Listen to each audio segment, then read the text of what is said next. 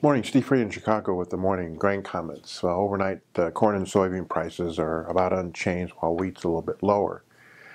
Wheat market's still trying to struggle with the large global stocks, some rains that have fallen in the southern plains, and no real concern yet about the 2018 Europe or Russian wheat crops.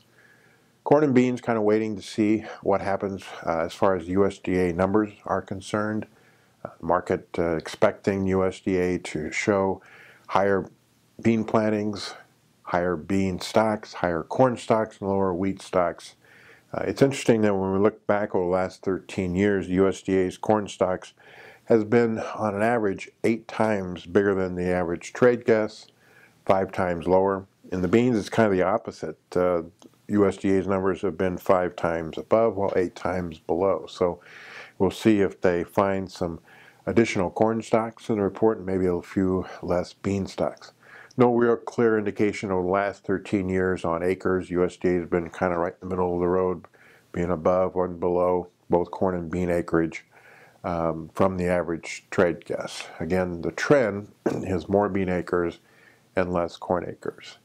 The southern part of the Midwest and the Delta is wet, and the pattern is expected to stay that way for the next 10 days. That could slow early plantings of crops there, field work, but expected as the month progresses that the jet stream will eventually move north, allow for some drying there, and maybe a little bit better planting conditions for the U.S. Midwest. So again, weather-wise, no real big major factors that helps the market.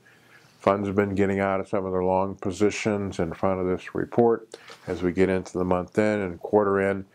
And we really need a weather problem to push the market higher. We did see one private group estimate the Brazil soybean crop as high as 118 million tons. That begins to raise questions about, can Brazil logistically satisfy the Chinese demand and take away from some of the U.S. demand of beans. So long term, beans look a little heavy.